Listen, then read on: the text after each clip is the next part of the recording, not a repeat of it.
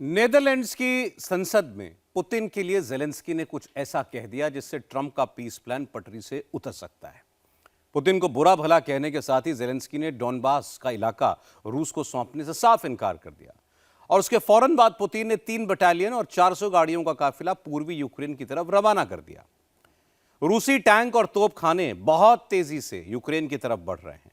Zelensky के यूरोपीय partner ने पुतिन को $524 बिलियन का बिल भेजकर पुतिन का मूड और खराब कर दिया। अब पुतिन क्या करेंगे? क्या यूक्रेन में सबसे बड़ी तबाही अब शुरू होने वाली है?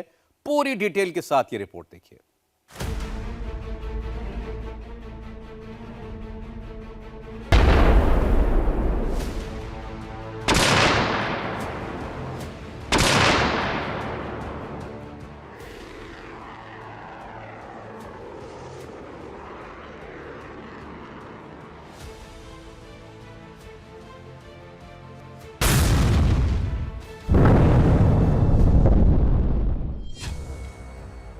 समंदर का ठंडा पानी ड्रोन धमाकों से उबल रहा है।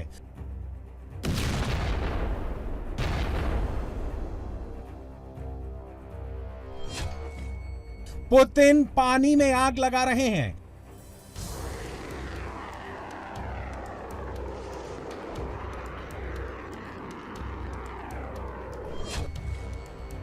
समंदर में 10-10 फीट ऊंचे शोले उठ रहे हैं।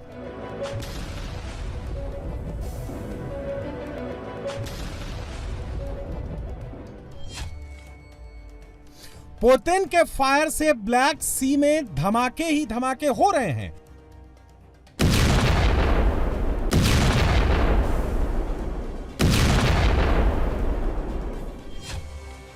ज़ेलेंस्की जमीन हारते हारते समंदर में बाजी पलटना चाहते हैं।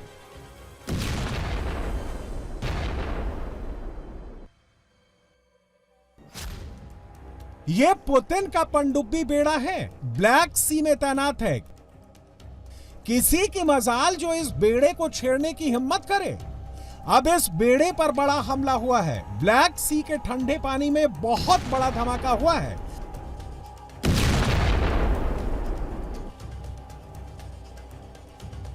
ब्लैक सी में रूस के 5 शिप एक जगह पर खड़े हैं, जिसमें 7 शिप करीब करीब सर्कल बनाते हुए खड़े हैं, जबकि 2 शिप आसपास ही पार्क हैं। इन सबके पास पानी के नीचे रूसी पनडुब्बी वर्शव्यांक्या खड़ी है। इसी पनडुब्बी पर बड़ा ड्रोन अटैक हुआ है।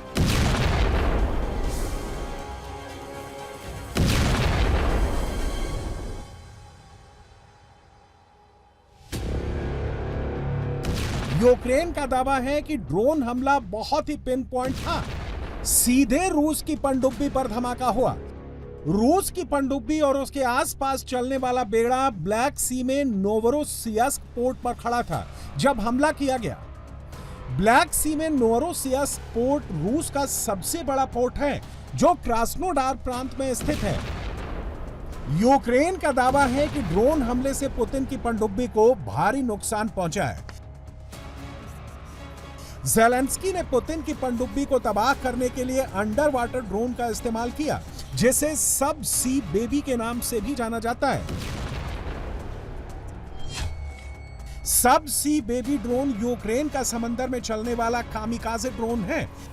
इस आत्मघाती ड्रोन को समंदर के नीचे गहरे पानी में खोजना बहुत मुश्किल होता है। यह 2000 किलो का खतरनाक विस्फोटक ले जाकर दुश्मन की पनडुब्बी और शिप पर टकराता है तो भयंकर तबाही मचती है।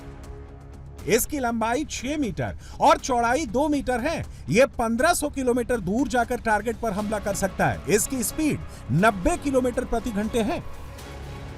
यूक्रेन का दावा है कि ब्लैक सी से ओडेसा और कीव तक जो क्रूज मिसाइलें रूस चला रहा था, वो इसी पनडुब्बी से लॉन्च की जा रही थी। नाटो और अमेरिका से इसकी लोकेशन मिलने के बाद ज़ेलेंस्की ने अंडर वाटर ड्रोन से ताकि समंदर में रूसी हमलों को रोका जा सके। वर्शव्यांका श्रेणी की जिस पनडुब्बी पर हमला हुआ है, उसकी कीमत करीब $400 मिलियन है। रूस पर प्रतिबंधों के चलते इस क्लास की नई पनडुब्बी बनाने में $500 मिलियन खर्च करने पड़ सकते हैं। यूक्रेन ने रूस की सबमरीन पर हमला किया है जो रूस के पोर्ट नोवोरोसिस्क में छुपी थी, जो रूसी नेवी का नया हेडक्वार्टर है।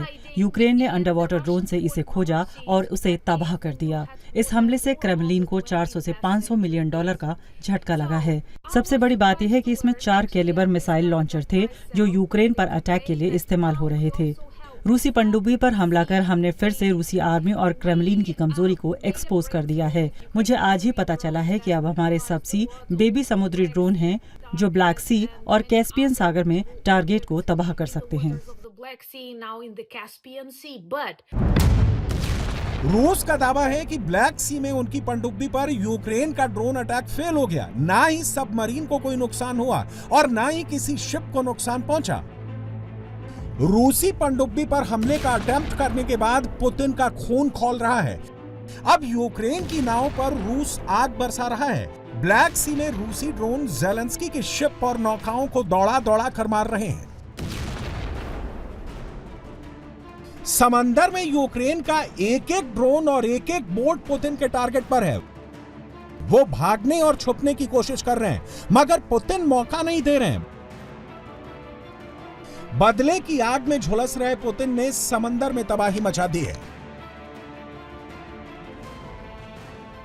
पुतिन अब डबल प्रहार कर रहे हैं। पूर्वी यूक्रेन में बम, गोले, मिसाइलें चला रहे हैं। अब पुतिन ने समंदर में भी हाहाकार मचा दिया है। पुतिन के आक्रोश से सिर्फ ज़ेलेंस्की ही नहीं, उनका नाटो वाला कुनबा भी डरा हुआ है। समंदर में पुतिन ने जो आग लगाई है उससे नाटो के 32 देश भी झुलस रहे हैं। पुतिन ने ब्लैक सी में 6 दिन में तुर्की के 4 और यूक्रेन की दर्जन भर अनमैन्ड नौकाओं को समंदर में भस्म कर दिया है।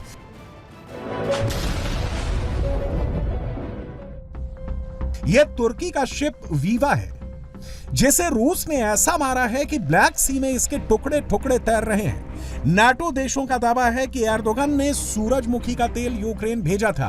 रूस का दावा है कि तेल तो बहाना है। इसमें यूक्रेन के लिए एनर्जी से जुड़े उपकरण लोड थे। ब्लैक सी में ओडेसा पोर्ट तक रूस ने इसे आने दिया और फिर जैसे ही तुर्की का शिप यूक्रेन की समुद्री सीमा में घुसा, रूस ने ड्रोन मिसाइल लॉन्च की। उसके टकराते ही वीवा बर्बाद हो गया, खंड खंड हो गया, उसके परखच्चे उड़ गए।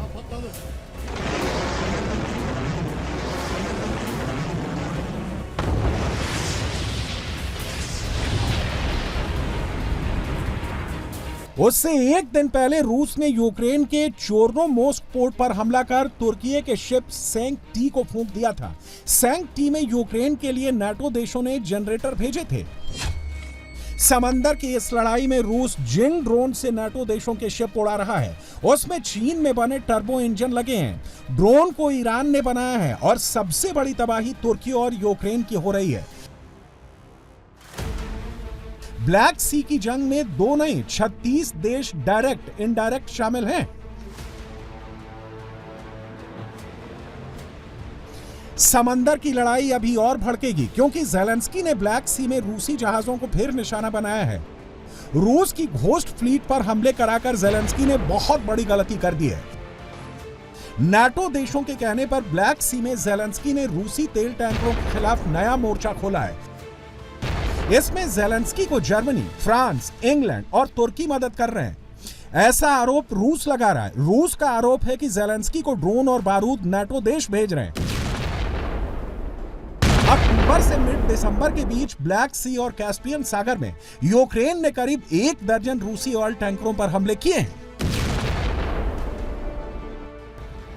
समंदर में रूसी टैंकर फ्लीट पर हमले में यूक्रेन सब सी बेबी ड्रोन के अलावा मागुरा V5 ड्रोन का इस्तेमाल कर रहा है। मागुरा V5 ड्रोन 320 किलो विस्फोटक लेकर रूसी फ्लीट पर हमला करते हैं, जिससे जहाजों में आग लग जाती है। ये 800 किलोमीटर दूर जाकर टारगेट को तबाह कर सकते हैं।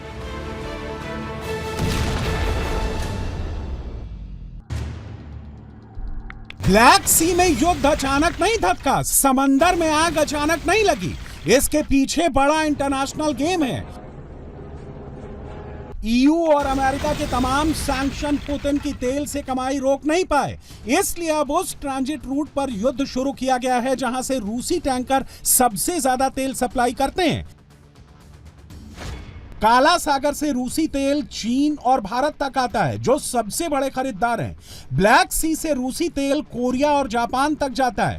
काला सागर से यूरोप के देशों Greece, Italy, Spain, France, Romania और बुल्गारिया तक भी रूसी टैंकर तेल लेकर जाते हैं।